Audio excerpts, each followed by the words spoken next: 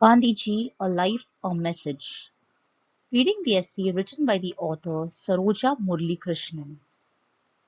This essay is printed in the textbook Kumar Bharati, a course book in English for Standard 9, and the essay appears in the pages 101 to 103. Gandhiji, A Life, a Message. A question mark and the rims of a pair of spectacles perched at the tip of the curve.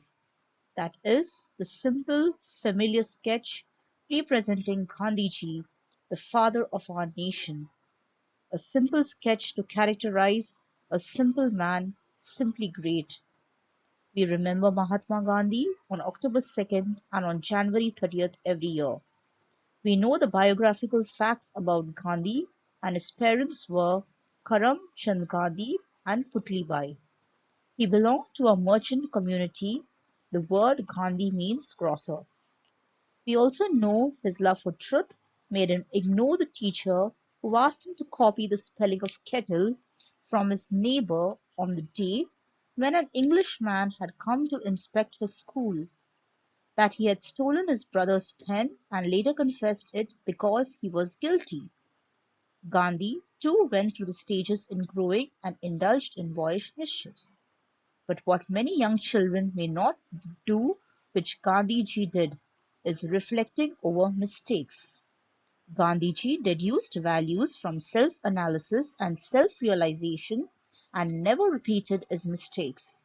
He stood by his convictions fearlessly, yet was ready to change when he was proved wrong. It is this attitude of Gandhi that children should emulate. Again, he was not a bright student at school or at college. When he appeared in court as a barrister to argue a case, he could not utter a word and fled from the court.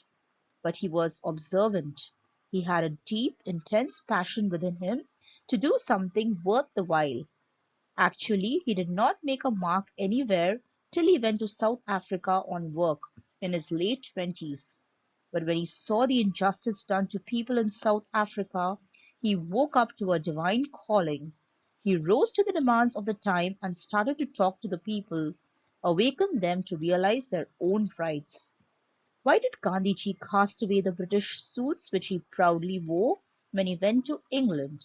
It was his love for India and the real India represented by the majority of the people, the poor people. They only wore a loin cloth and drudged tirelessly in the fields. To represent the true face of India, he switched over to wearing a dhoti alone. He was the soul of Indian society. Perhaps the best tribute we can pay to Gandhiji is to read his books and try to understand them. His language is simple, but his thoughts are profound. His books can be read at any time, at any age, by anyone. They will keep generating new ideas in us, refining our minds and humanizing them. It will not be a wonder then that among his disciples there were kings, royals, the rich and the poor, the natives and foreigners. Two international leaders among them are the former South African President Nelson Mandela and anti-apartheid crusader Bishop Desmond Tutu, both Nobel Prize Peace winners. Somebody wondered why Gandhiji was not bestowed with the Nobel Peace Prize. He was above such acknowledgments. The sun shines brilliantly and needs no recommendation for the recognition of its brilliance. Such is Gandhiji's uniqueness. Maybe the genre Nobel Peace Prize would have gained in meaning and value had Gandhiji received it.